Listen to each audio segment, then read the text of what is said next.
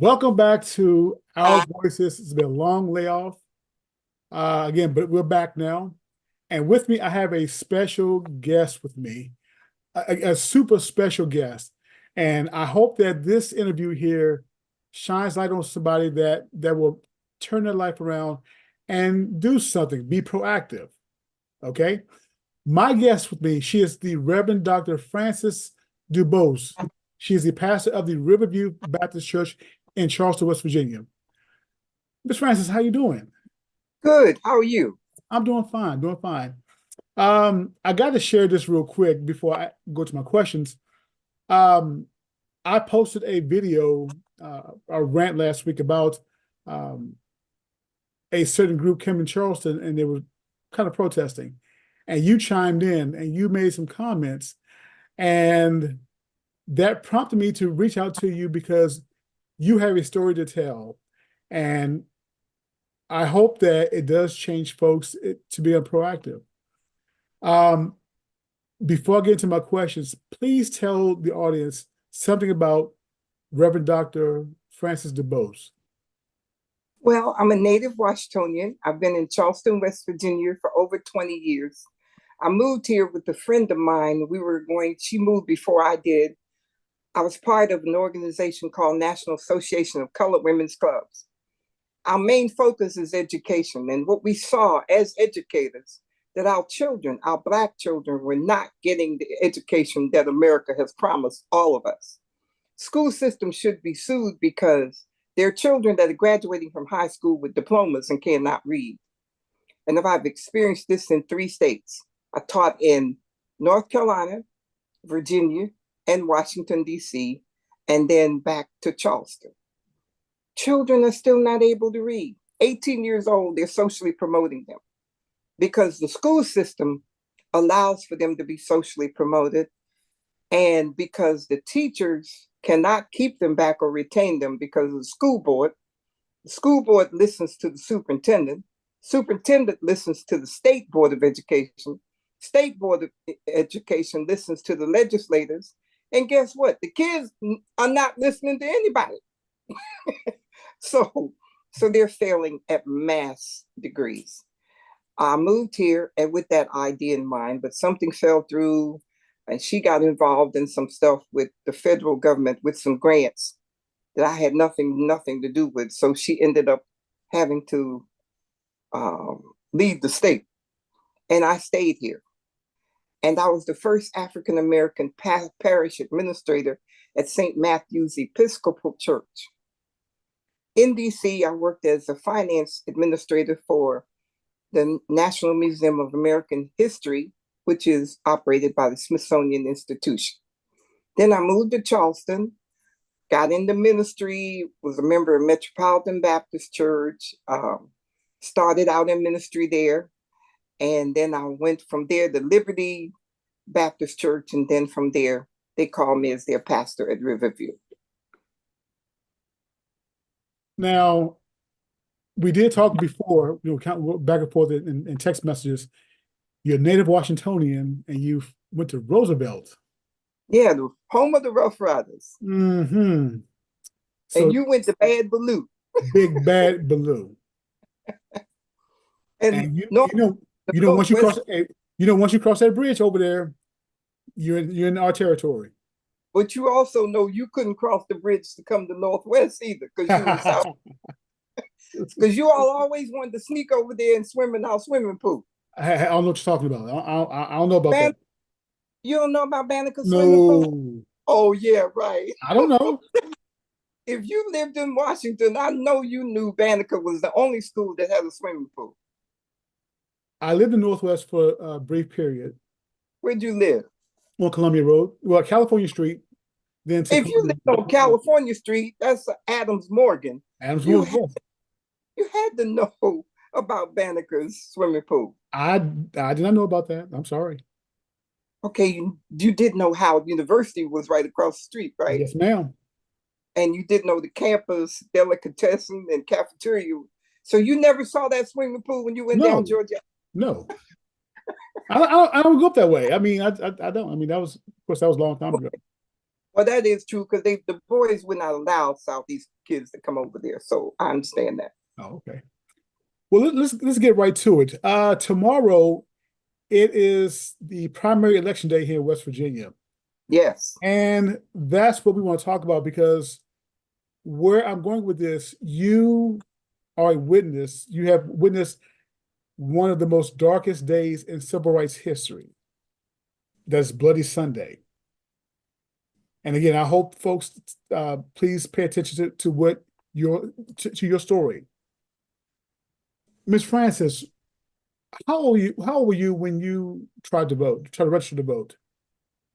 I was 19. 19? Mm-hmm.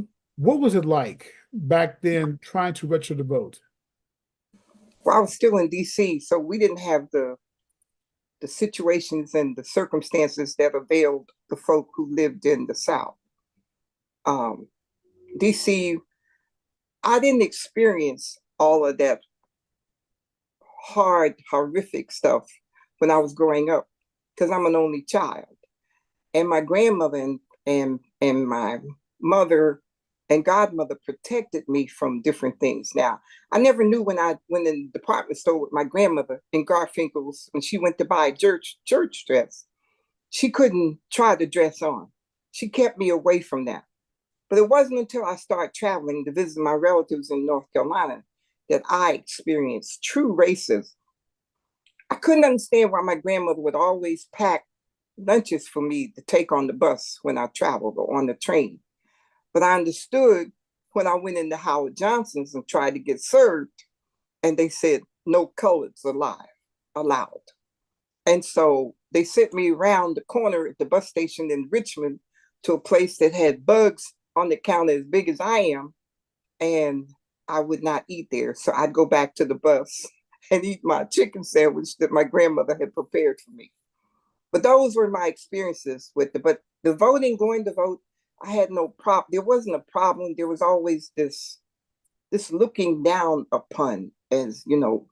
But I was never taught to put my head down. I was always taught to raise my head up because my grandmother used to say, "Why are you putting your head down? You don't have anything to be ashamed of." And so she instilled in me certain values that I took. My aunt and uncle, they cooked at the White House under President Eisenhower. So we always had a live turkey at Christmas time. And well, they started with Truman. And when Eisenhower was elected, he cut out the turkeys. But Truman would always give them a live turkey for Thanksgiving. That was the one thing I remember. And they put that turkey down in the basement, and I'd have to feed that joker for a whole 2 weeks. And then when Thanksgiving came, I never ate turkey when I was a young child because I couldn't eat the turkey that I had fed because I had developed a relationship with the turkey. I So, understand. Okay. so that was my early childhood. But back to your question about voting, it wasn't that horrific for me, but it was at the March on Washington in 63. I walked from my house, which was on 16th and Decatur, to the mall for that March on Washington because I had been listening, and my grandmother always played Dr. King's speeches. And in our house, we were always aware and conscientious of what we were going through as a race of people. So there wasn't that fear factor instilled in me. There wasn't that shame factor instilled in me that I could be just, only thing she ever told me, you have to be better. Because, we're the first hired and the first fired. And she always instilled in me education. Go as far as you can. And she was a woman who worked in a white woman's home, cooking and cleaning, but she dressed like she was a millionaire. Going to work, she packed her uniform in a bag and she dressed with gloves, hat, and purse and high heel shoes. So when she boarded the bus, because she never learned how to drive, but when she came home, she never allowed us to use paper plates. We ate dinner out of china and glasses because she said, if I can work in a white woman's kitchen and serve them regular dishes, so can I do the same thing for my family. So those are the values I grew up with. So when I saw what was going on and on that mall that day with the March on Washington, when Dr. King did his I Have a Dream speech, which is now today a nightmare and has been for some time, there was this camaraderie with people together. Now, the Park Services gave a listing of the statistics of how many people were there that day. Well, they lied. They said it was 225. It was more than 225. People from all walks of life, Black, white, Asian, few Muslims were there. They weren't dressed in their attire, but they were there. But we all shared. Those who didn't have water, they were given water. Those who didn't have food, there were ladies who had great big baskets of food from special events. I don't use the word picnic because when we study the history of picnic, it Yes. means pick a nigger. Yes. Never. I always say outdoor events. I will not allow anything to be posted that I attend that says picnic. But when people don't know and they don't study and they don't read, we're at a disadvantage. And that's where I see us going now. We as elderly have to train our young people. We have to pass it on. I have a member in my church who always says his uncle suffers from arthritis. And he says, what are you doing, Uncle Wendell? He says, I'm rubbing something on it. We need to rub off on our children. We need to teach them what we've been through. And we're not doing that. We're failing them as a people. Ms. Francis, when you try to register to vote, please explain what was it like? What was said to you that moment when you tried to register to vote? Oh, they did ask me if I knew how to read. That was the first question. Now, they didn't pull the thing on me they did in North Carolina with my cousins. Count the number of peas in the can and how many kernels of corn is in one can, all that kind of foolishness, just insult to your intelligence. But they did ask me, did I know how to read? And they were shocked when I said, yes, I do. I didn't say, yes, ma'am. I said, yes, I know how to read. So that was one of the obstacles that was put in my way. Then when I filled out the form, they said something, my address, they questioned that because I wasn't supposed to live in that particular part of the neighborhood. We'd just start infiltrating upper Northwest, which now they call the Gold Coast. And I was on Decatur Street. That was up there where John Thompson bought his $1 million home. Our home was only $15,000. Now it's 2.5. So they wanted to know what my residence did. I really understand that word. These were the foolish questions that they would ask me. And I was polite because I knew not to be smart alecky because they could get real nasty. So it wasn't as harsh as it was in the South, in DC, because we had more people who were more liberal, if you want to use that word. Now, Ms. Francis, I know that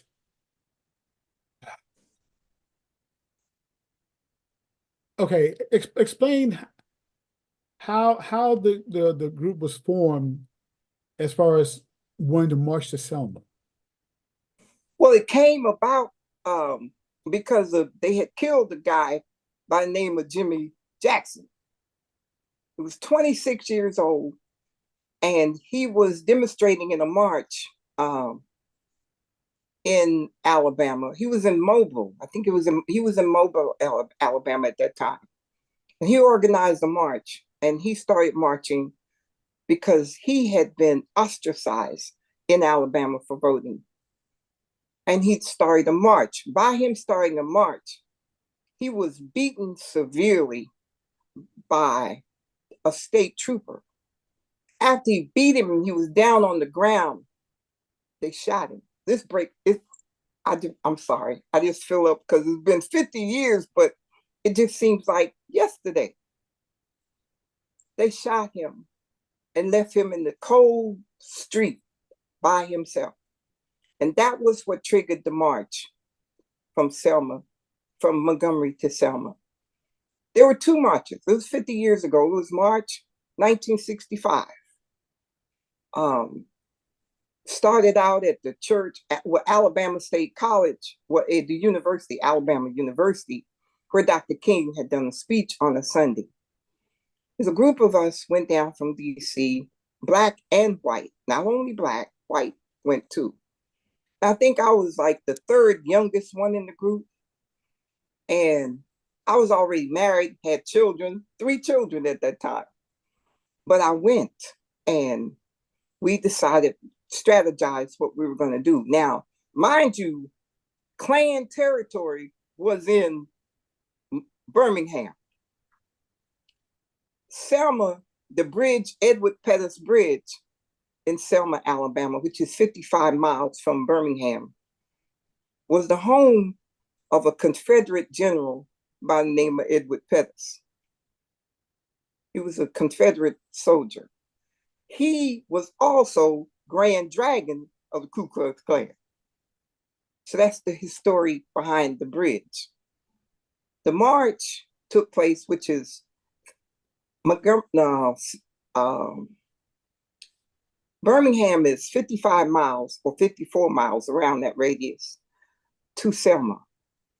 TV showed that we walked. Now, we did not walk 55 miles. And the women had on high heel shoes.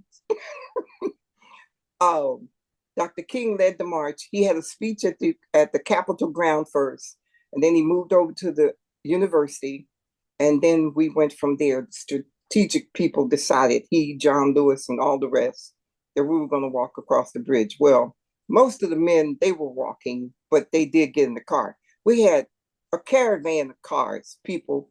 They even had horse and buggies, and the people rode on the back of the buggies. They asked all of us, the older people walked across the bridge. That's how they got the brunt of the water hose from the police officers, those deputies. At that time, you remember the segregationist governor was George Wallace. I remember that, yes. Lyndon Johnson was the president of the United States at that time. He had just taken office because, they killed Kennedy, they assassinated him. Um, we were fighting for voting rights. They hadn't passed the voting rights bill or the act.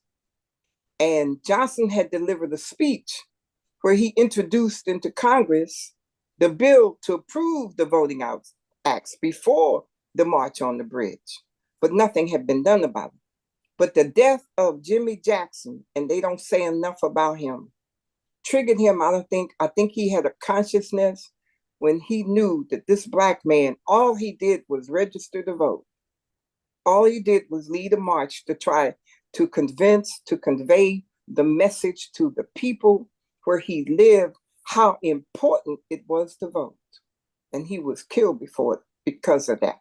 So I say today, as we as a people take for granted and won't even go to the polls because we have this dumb idea in our head, my vote doesn't count. We'll come back to that. Okay. Ms. Francis, did Dr. King share his strategy that day? And what was the strategy? The strategy was that we need to come together, that it was important for us as citizens of the United States, because he always went back to the Declaration of Independence. We say we're one nation under God, but what God? Who is the God we're serving? And some of his speeches would, Dr. King was ridiculed and criticized for some of his ideas and his thoughts. But he was way beyond his time. He spoke about stuff that had never occurred to people like me at that time. I guess I was too young, but he had been out there. He had experienced more. He'd been locked up so many times. And because of his surroundings and the people like John Lewis, who were with him, and the Southern Christian Leadership Conference people, and the Southern Poverty Law Group, which had white people involved as well as Black people. See, they don't ever mention that we had a whole bunch of, a lot of support from our other brothers and sisters from other mothers. And they don't mention that. They don't say anything about that. They downplay that. But we have lost the connection. And his strategy was that we have to stay connected as a people. We've been divided too long. And so he was saying, he knew the Klan, they were planning. But see, we got a new group of Klan members now. They know how to read. That old group back then could not read. Difference. And they know how to come camouflage, like this group that just left Charleston. How did they come? In U-Haul trucks. And you know where they got that idea from? From the Federal Drug Administration. When they go in to do a drug bust, guess how they come? They come in potato chip trucks, vending trucks like Pepsi Cola trucks. And they got a whole team of people in the back of that truck. I didn't know that. Oh, that's how they do drug busts. Ms. Francis, I saw the movie Selma by Ava DuVernay. And according to the movie, and some say the movie isn't always accurate, according to the real story. It was like a 2-day event. The first day they marched. Right. The 2 days later, they marched again. Huh? 2 days after the first march, they marched again. Right. So the first march, I guess they stopped, and then they knelt down and prayed, and then turned back around and left. But then the second time they marched, they went forward, and the police was right there on the side, and all of a sudden they got attacked. Explain what was it like that day, Bloody Sunday? Well, first of all, it was hot as bejesus. It was really, really hot. And we dressed because we wanted to show that we weren't, I mean, people dress differently. You had people, some of the people who were farmers, like Jimmy Lee was a farmer. So he always wore overalls and a shirt, plaid shirt and overalls. That was his dress because he was a farmer. That was his occupation. So he wasn't going to be or wouldn't go out there before, well, he was killed before the march. But I'm saying when he was going to demonstrate and they were marching then, he wore his overalls. He didn't dress in a suit and tie because that's not who he was. He wasn't a suit and tie man. And it was frightening to see all of those police officers because these are people who're supposed to be people that are keeping the law to protect and serve. That's the biggest lie that's ever been written. They don't protect and serve. They serve themselves. And I know I might get ridiculed for that, but I'm at an age now where I just say whatever I'm thinking when I see stuff that's just not right. Well, Miss Francis, look, you have earned that right. I'm not going to stop you. And again, the name of this podcast is called Our Voices. This is your voice, so go right ahead. Now, I don't know about you cussing now because No, I don't do that. No cussing. But Okay. I it was hot that day, and to see all those police officers, the one thing I can say that Dr. King instilled that we didn't have the spirit of fear. We were constantly reminded of that scripture. God has not given us the spirit of fear. Were we scared? Yeah, I was. I'm not going to lie. But to the point that I wanted to back out, no, it was just something like inside of me, in my gut, that I felt boiling. To see a police officer getting ready to hose down one of my sisters and brothers just because we wanted the right to vote, that was just, it was traumatic, but it was also a go ahead or push or shove that said, if we don't be the change, it'll never change. If we don't do something to stand for what we are entitled to, because it's our constitutional right. You tell us in a document that we are a people united for the people, by the people. The United States is freedom for all, justice for all. Lies, lies, lies. Justice for some, freedom for some, But not not freedom for for all. all. And until Dr. King's statement was always, until one of us is free, none of us is free. And so now, that we know we stayed in slavery 400 years. We know that we got this mindset that we've made it now because certain laws have been passed. But we also have to know that there's always another law under that law that can take that law away from you. And that's where I see going on today. We should not be arguing the Voting Rights Act now. That should be a constitutional privilege. Ms. Francis, ever since former President Obama was elected, some of the laws have changed. W.B. Holder in North Carolina, that changed certain parts of the Voting Rights Act. I think Article 2 Article changed. Have been changed. I think also Article 5, I think that's very crucial. And some states are trying to get that stripped. One in particular, Arizona. Arizona trying to abolish it totally.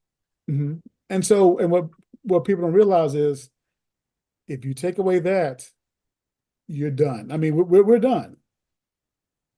Tell me this. Where did we go wrong as a people when it came to voting? Where did we go wrong?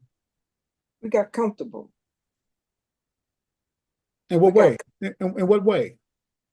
Well, we got comfortable because we thought that since we did have the right to vote, we could do it if we wanted to, if we did. it was like something on a menu where you order a la carte. You can go to a restaurant, a really expensive restaurant. If you order the entree, you're gonna pay full price. We paid the full price for the right to vote. Now you get to choose what you want to pick off the menu. You get to choose the salad because it's not as expensive if you use you eat the entree. So we went wrong because we got comfortable, we got nonchalant, and some of us think or thought we made it to the top. You know, the women, when we were the last to get even the right to vote, and we were the mothers of these men who were keeping this away from us. Yes, ma'am. And somehow, Yes, ma'am. had it not been for Susan Anthony and the National Association of Colored Women's Clubs, and which was formed in 1898, we still you know, the farther ahead we start to go, the behinder we become. What do I mean by that? I mean, we think we made it. A couple of us got good jobs. We've been accepted into some of the supremist associations. They give us, you know, a blanket to involve us in one of those social clubs or make us active or invite us to a certain group. And we think we've made it. So we forget about the people we're leaving behind. Our children are the ones that are going to be devastated by this. Our children are going to be the ones that's lost in all of this because they don't know. And we don't have anybody teaching them the knowledge. We're not giving them anything except new math, which is the most ridiculous thing because I go to a fast food restaurant. I gave the lady a $5 bill. My order was $4.11. I gave her a $5 bill, a dime, and a penny. You know how much change she gave me back? How much? $1.25. What kind of math is that? I said, baby, you gave me too much money. No, I didn't. I said, do you know how much money I gave you? She said, yes. I said, how much? She said, $5. I said, okay, my order's for 11. You know, I'm teaching her how to do math, and I'm in the fast food line. I'm supposed to be moving. Mm-hmm. She gave me too much change. Her drawer is going to come up short. So they're losing. If it wasn't for the computers, and if they don't calculate like they should, then they're in trouble. Miss Francis, I'm going to do a little role play here, okay? Okay. I just turned 18 years old. I'm registered to vote. What kind of advice can you give me as an 18-year-old? 18-year-olds, study your parties, listen to their forums when they have these debates, pay attention, and do some history, some background on the people that are running for office. Now, I have to say this. There's no way I can ever think of voting for our attorney general as governor of the state. The governor that we have now, Jim Justice, should have been impeached. They went to sleep at the wheel. This man registered as a Democrat, got into office and changed the party affiliation to Republican. Where is it in the Constitution of West Virginia that can't be done? That should be illegal. But it happened, and nobody's saying anything. This governor that we have now, present, all this money has come down from the federal government to refurbish, to build houses in areas that are depleted. He took the money and did what? Some of the money, built a golf course. Who's that? Are you, as an 18-year-old, going to play golf? I don't think so. So as a new voter, I would tell you and advise you to pay attention to things that are going on. The social and the political issues are not being addressed. West Virginia, what they say, is one of the poorest states in the nation, but that's not true. They're not the poorest, trust me. There's a whole lot of money up in these hills. It's just where they spend it and who they want to spend it on and for. Here's another role play question right here. Ms. Francis, you know, and you mentioned it earlier. Why should I vote? I mean, my vote doesn't matter. I mean, I'm not gonna not my person, my horse is not gonna come in first. I mean, why should I even vote? Well, let me give you a history lesson. Ray, you're a young, aspiring individual. You have a great future ahead. But you got to be wise in your choices. It does matter. If you go back to your history and you look at a woman by the name of Fannie Lou Hamer, she escaped from the South and went to Chicago. And she was a writer in a newspaper talking about the lynchings that were going on in Mississippi. She was feeling that same way when it came time to vote.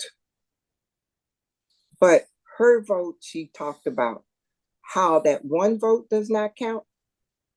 That one vote did count.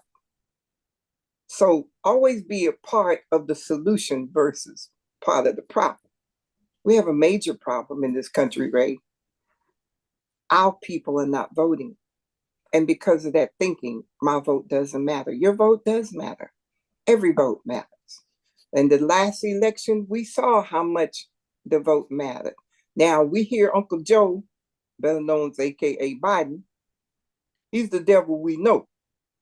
The other one, number 45, he's the devil we really, really know. He doesn't come disguised. He's straight out.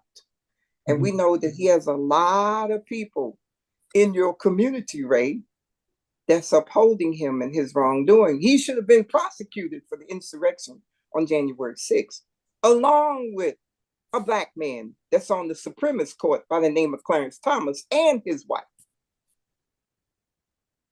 These are the things going on in your own country that you have to be the change for people to see. So vote, Ray. I advise you strongly to vote. So one vote, one change. One vote, one change. Ms. Francis, I believe the only time people will vote is during the presidential election. A lot of people don't understand the other offices that are up for election, like governor, the legislature, state legislature, the school board, the county commissioners. People don't look at things like that. Explain to people how important it is to look at those particular positions also. Because these people have your immediate care and survival in your community. They make the decision whether you get funds for your school. The school board is a very, very important, essential, a board member position. When Pete Thaw died, he and I used to fight all the time because he had so much neck in him.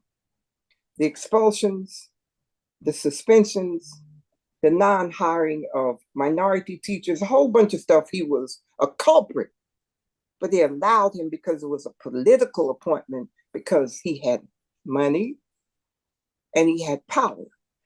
And see, too much power makes people greedy and think that they're God. And he was a little God to the school board until the Lord decided to move him on out of the way. Now we have a very qualified individual now running for school board, Dr. Leisha. Qualified. She's established. She knows what it means. Majority of the people on the school board are not educated. You know, I ran for the school board in North Carolina. When I lived in North Carolina, I was teaching at a school. They called me one Sunday morning and asked me to run against the Ku Klux Klan. He lived in my neighborhood. His son and my son were best friends. That's how ironic this is. But let me show you how the Lord will use your enemy to be your footstool. I told him, I don't have any money. I cannot afford the campaign. These people on the phone told me, you don't have to worry about anything. We want you on the school board. Okay, I paid for nothing. All of my advertising, I got radio time. and all of the above, and did not come out of my pocket with a dime. I beat him in the primary. That's why the primary is so important. So what I did, I wanted to find out the pulse of the people in the community as to what they were thinking about the first Black woman running for the school board in Moore County, which was in Pinecrest, Pinehurst, North Carolina, Southern Pines, that area. I disguised myself. I put on a different color wig and made myself up, put charcoal on my face, overalls, plaid shirt, whole 9 yards, and raggedy tennis shoes, and went in the store where I knew most of the Klan members hung out, because the guy who owned the establishment was a Klan member. He didn't know I knew that, but I did. Went in, and they over in the corner, because back in the South, they have these little corners where they sit on these boxes that supplies come in, and they chew or they smoke cigars. 6 men were sitting back there in the back, and I knew all of them were racist. I walked in.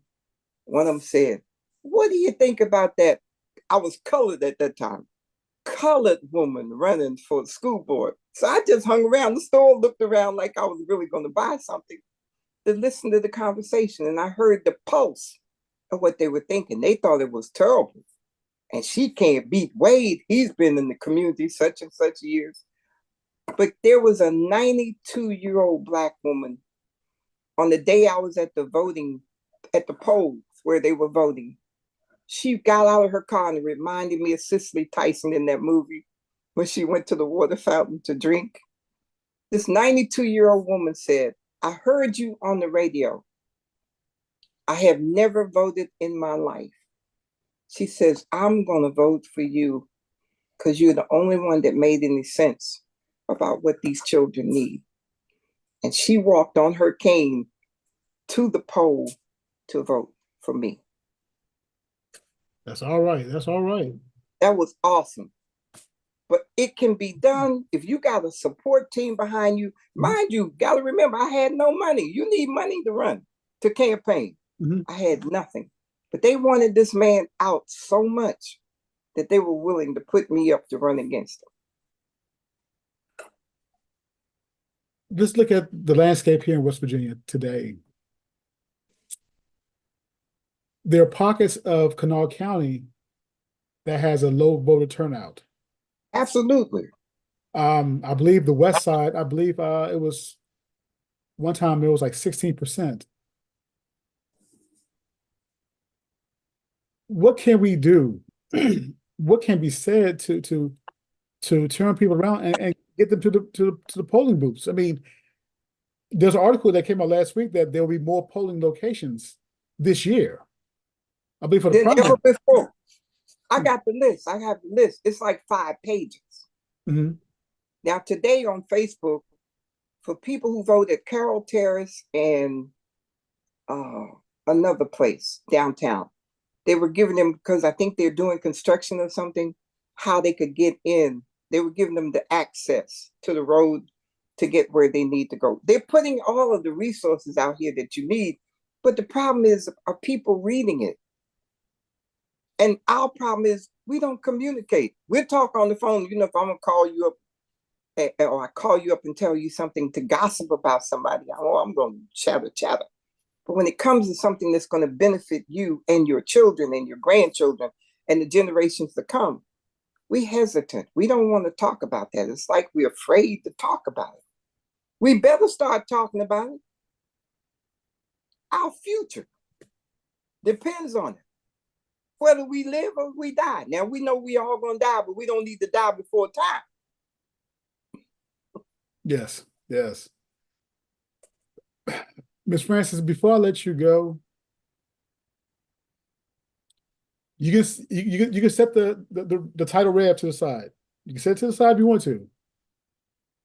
And I want you to give me your best rant as far as trying to get people to vote. I mean, and again, a lot of people think it takes a lot of time takes up a lot of their time to vote. What they don't understand is if we can stand in line,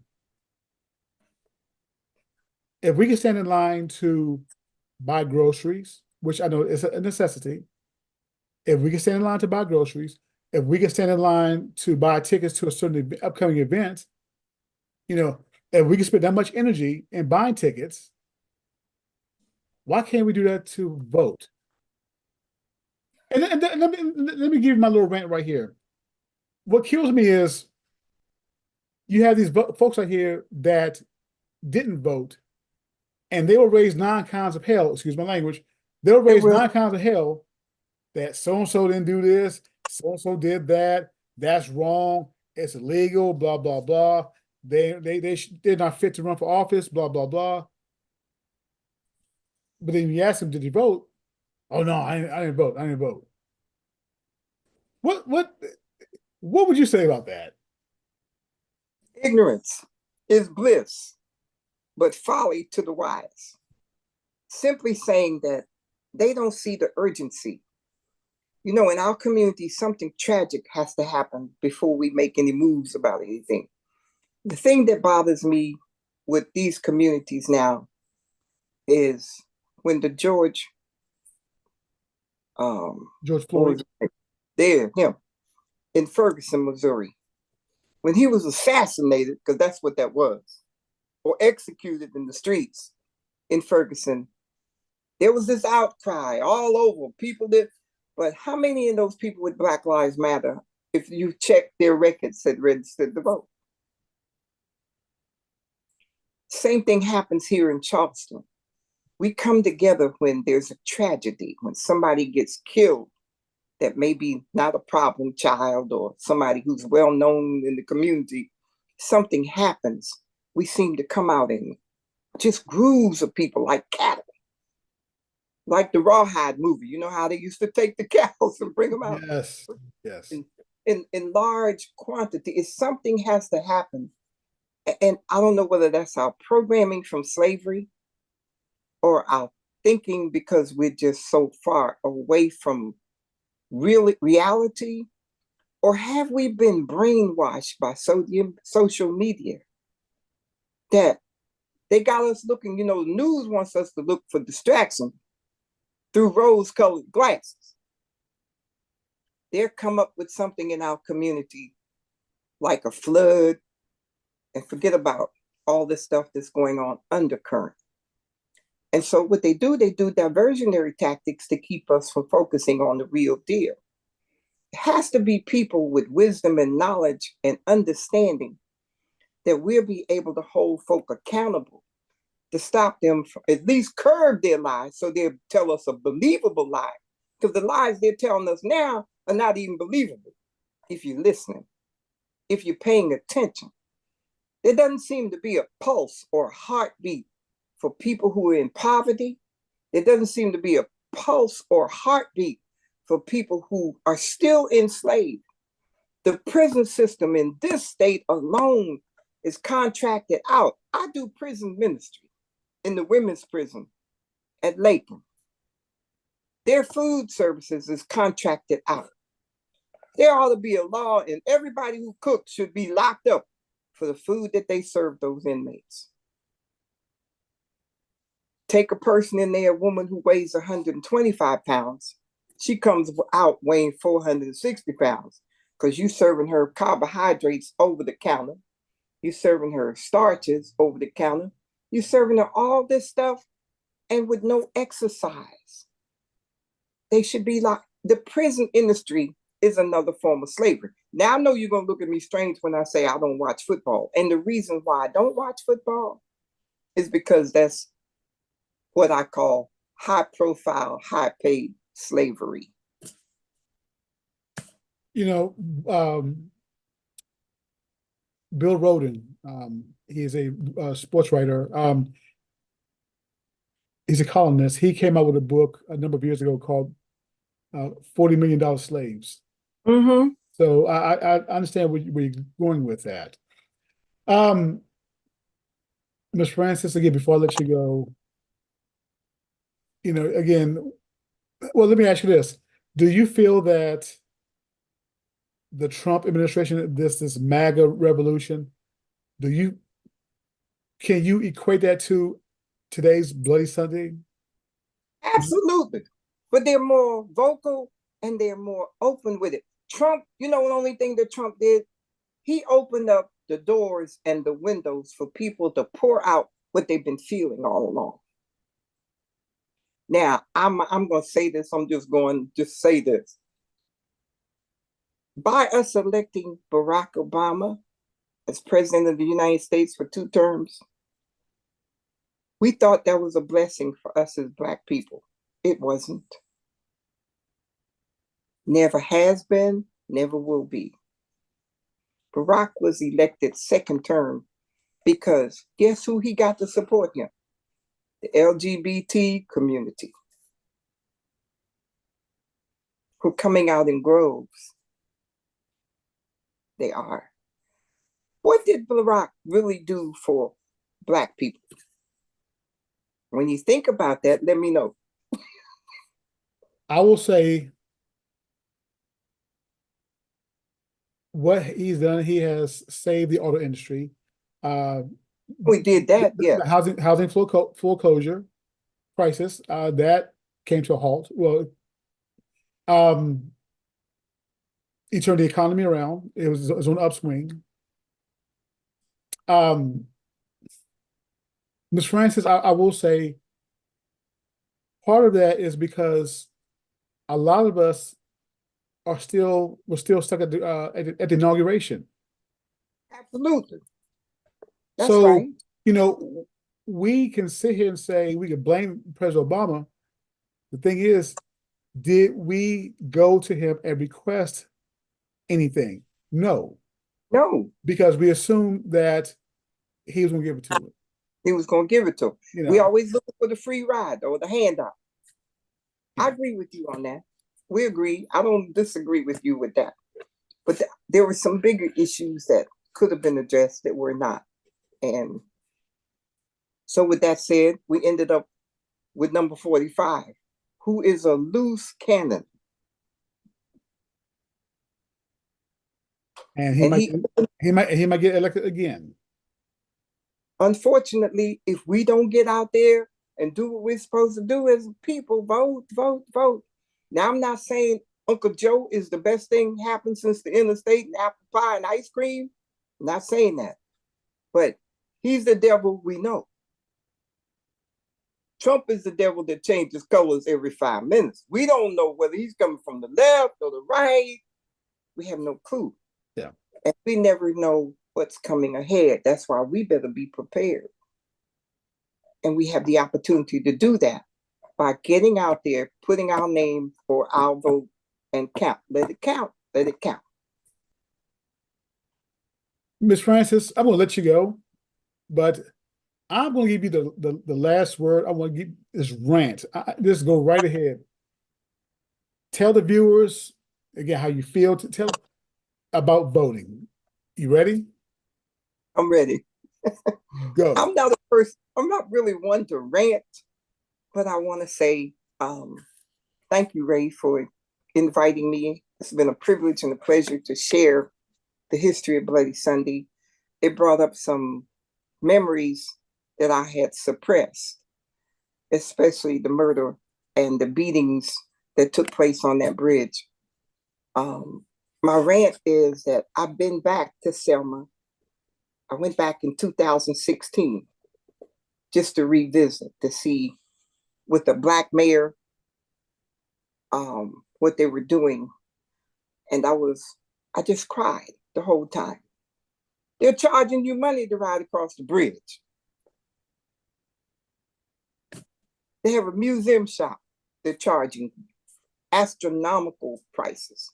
But they have a park they built in memory of the people who lost their lives or people that they want to remember who were part of the civil rights movement during that time. But the homeless are there.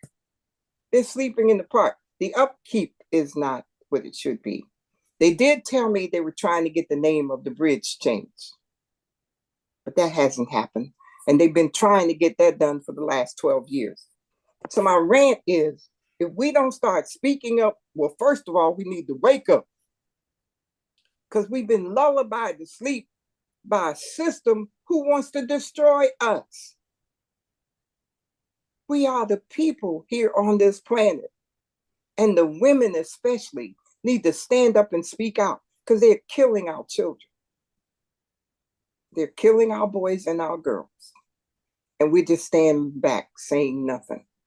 We need to do as the women did in Jerusalem, go to the walls and wail. Because we need to cry because our children are crying. And we're not doing anything to help them. We're just going along, business as usual, every day. And I think a lot of it, people have lost hope. Can't trust, the trust level is not there, whether we could ever trust in the first place. So when you lose your trust, you lose your confidence in yourself. And a lot of that's going up. You got a lot. You got battered women, you got abused women, you got abused children. What happened to that little girl in Boone County? That is unexplainable and inexcusable. Nobody should have suffered at the hands of their parent. Starvation. How do you stay out of school 4 years and nobody checks? You homeschooling? Mm-mm.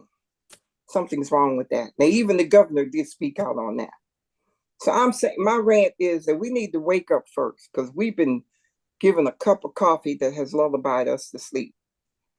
We need to not only wake up, we need to stand up, get our bearing, look in the mirror and see who we are. And then we need to speak up and speak out against the injustices that's going on in our hometown. Whether you get through the country or not, just here in Charleston, speak out about the injustices that's being surgically removed and put in. We're doing transplants every day. They putting in different stuff in us. And this thing with AI, that's a demon. We haven't seen nothing yet. So that's my rant. Miss Frances, Reverend Dr. Frances DuBose, pastor of the Riverview Baptist Church in Charleston, West Virginia. Again, thank you very much for coming on to Our Voices to share your story. And again, I hope that this interview will change someone to become proactive and vote, because Absolutely. that's what this is all about. Again, tomorrow you vote. It's primary election day. Get out and vote. Take care. You all be safe. Thank you.